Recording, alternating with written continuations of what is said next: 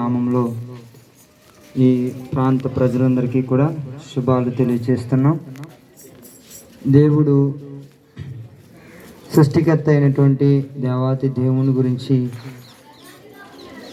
మీతో కొన్ని మాటలు చెప్పడానికి మీ మధ్యకు వచ్చాం.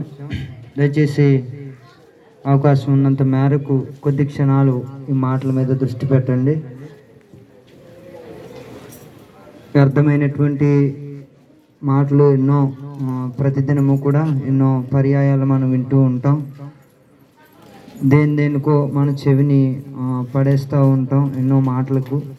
కానీ కొన్ని మాటలు మనకి ఉపయోగం కాకపోయినప్పటికీ కూడా ఆ మాటలను మనం తెలుసుకోవడానికి ఎంతో ఆతృత చూపిస్తూ ఉంటాం. అయితే ఇది సాక్షాత్తు సృష్టికర్త అయినటువంటి దేవుని మాటలు.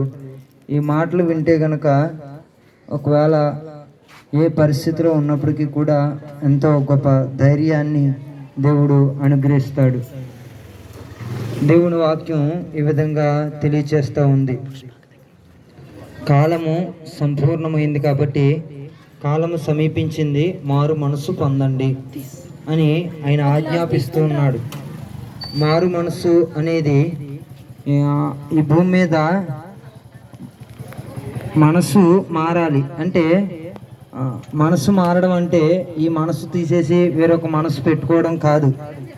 మనసు మారాలి అంటే మన యొక్క జీవితంలో ఉన్నటువంటి విధి విధానాలు, మన పద్ధతులు, మన వైఖరి, మన యొక్క అశాంతిలో ఉన్నటువంటి మన పరిస్థితి అంతటినీ కూడా మన మనసు మారాలి. ఇతరుల మీద ఉన్నటువంటి ద్వేష విద్వేషాలు కానీ, కోపతాపాలు కానీ ఇవన్నీ కూడా మారు మనసు పొందాలి, మనసు మార్చుకోవాలి. అంటే మనసు మారాలి అంటే ఈ యొక్క మన చేసుకునేటటువంటి పనుల ద్వారా సాధ్యం కాదు. మనం చేసేటటువంటి ఏ కార్యకలాపాల ద్వారా మన మనసు మారదు. మనసు మారాలి అంటే దైవశక్తి ఆ వ్యక్తిని ఆవరించాలి. దైవశక్తి ఎప్పుడైతే మానవుణ్ణి ఆవరిస్తుందో మన యొక్క మనసు మార్పు చెందుతుంది. అసలు మనసు ఎందుకు మారాలి? ఏం చేస్తామని మన మనసు మారాలి? మనం సృష్టించినటువంటి దేవుడు సృష్టించాడు కదా, దేవుడు సృష్టించే ఆ మనసును పెట్టాడు కదా. అలాంటప్పుడు ఆ మనసు ఎందుకు మారాలి? దేవుడు సృష్టించిన మనసులో కూడా లోపం ఉంటుందా అని చెప్పి మనం ఒకంత ఆలోచన చేస్తే, దేవుడు సృష్టించిన ఆ మనసులో మార్పు లేదు, కానీ మానవుడు చేసుకున్నటువంటి తప్పుల పని వల్ల, లేదంటే మానవుడు చేసినటువంటి తప్పిదాల వల్ల మనసు అనేది కల్మషంతో నింపబడింది. మనస్సు అనేది దోషంతో నింపబడింది.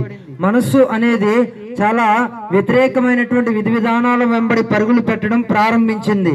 ఎప్పుడు అంటే దేవుడిచ్చినటువంటి ఆజ్ఞను, దేవుడిచ్చినటువంటి ఆ యొక్క ఏదైతే ఆజ్ఞ ఉందో ఆ ఆజ్ఞను తిరస్కరించడం ద్వారా, ఆ ఆజ్ఞను దాన్ని వైదొలగించడం ద్వారా మానవునిలో ప్రారంభమైంది పాపం. కాబట్టి ఈ పాపం విడిచిపెట్టబడాలి అంటే ఈ లోకంలో ఏ యొక్క దేని ద్వారా కూడా సాధ్యమయ్యే పని లేదు. పాపం పోవడం అనేది, పాపం పోవాలి అంటే పరిశుద్ధత అనేది, పరిశుద్ధుడైనటువంటి దేవుడు మనకు అవసరమై ఉన్నాడు. ఈ మనస్సు మారాలి అంటే, మనసులో పరిశుద్ధత సంక్రమించబడాలి అంటే అసలు పరిశుద్ధత కలిగినటువంటి మనస్సు ఎవరికి ఉందో వారిని వెంబడించాలి. అది ఎవరు అంటే ఈ లోకంలో మనం వెంబడించి చూస్తే, ఈ లోకమంతా తనిఖీ చేసి చూస్తే ఎక్కడా కూడా పరిశుద్ధత, నీతి అనేది, ధర్మము, న్యాయము అనేది ఎక్కడా కనిపించవు. ఇది ఒక దేవుడిలో మాత్రమే, దైవశక్తిలో మాత్రమే ఇవన్నీ కూడా మనకి తారసపడుతూ ఉంటాయి. అయితే ఈ మనస్సు మారాలి అంటే యేసు ప్రభు దగ్గరికి రావాలి. అందుకే ఆయన అన్నాడు, కాలం సమీపించింది, పరలోక రాజ్యం మీరు ప్రవేశించాలంటే, పుణ్యలోకం వెళ్ళాలంటే మీ మనసు మార్చుకోవాలి అని చెప్పి దేవుని లేఖనం సెలవిస్తా ఉంది. పాపం మానవుని యొక్క మనసు మారకుండా చేస్తుంది.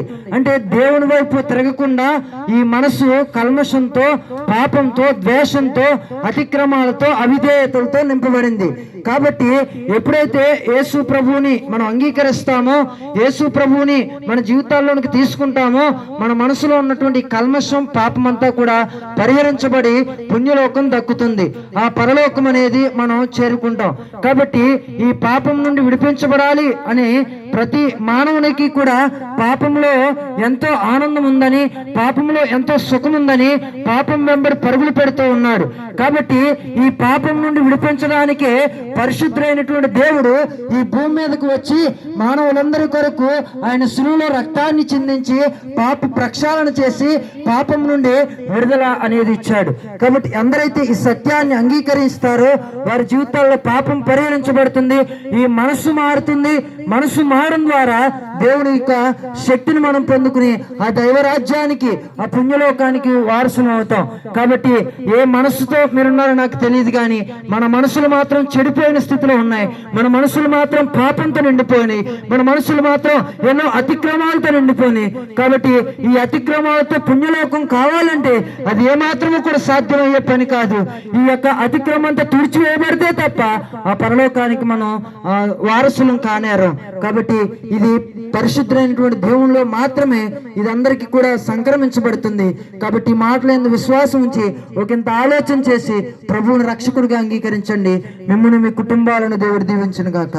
ఆమేన్. స్తోత్రం నాయన మహోన్నతుడ, పరిశుద్ధుడైన తండ్రి, నీ ఘనమైన నామానికి వందనాలయ.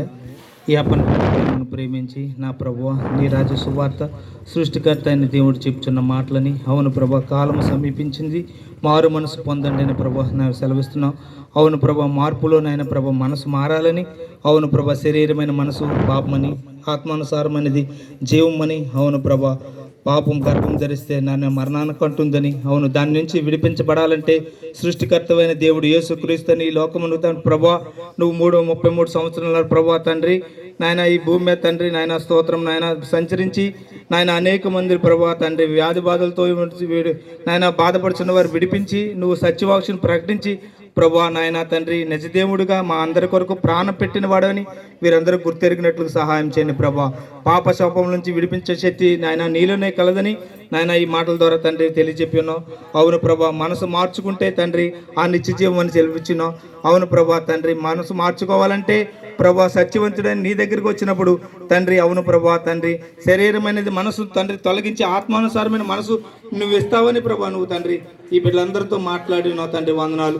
ఈ మాటలు వారి హృదయాలు ఫలింపచేసి సత్యదేవుడు నీవని గుర్తెరిగి వారు నీ మనసులు నిలిపినేడలా వారిలో ఉన్న పాపము తండ్రి తొలగించి వేస్తావని ప్రభు గుర్తెరిగినట్లుగా వారి హృదయాలు తెరవండి, వారి కన్నులు తెరవండి ప్రభు. ఆ పాపము నుంచి శాపము నుంచి విడిపించగల శక్తిమంతుడు అని తండ్రి గుర్తెరిగిన సహాయం చేయండి. ఆ పాపముల చేత అపరాధం చచ్చిన వారిని ఉండగా మమ్మల్ని అందరినీ బ్రతికించి ఉన్నావు తండ్రి. నాయన బ్రతికించి ఉన్నావు తండ్రి. నాయన ఆ నిత్యజీవం ఇచ్చి ఉన్నావు తండ్రి. నాయన నీకు వందనాలు ప్రభా. అలాగే ప్రభా ఈ ప్రాంత వాసులందరినీ దర్శించి నాయన ఆత్మానుసారులుగా నడిచినట్లుగా నాయన నీ మాటలు తండ్రి వారి హృదయాల్లో ఫలింప చేయమని ఈ చిన్న ప్రార్థన బంగారు పాలు చేర్చుకోమని యేసుక్రీస్తు నామములో అడిగి వేడుచున్నాం తండ్రి. ఆమేన్.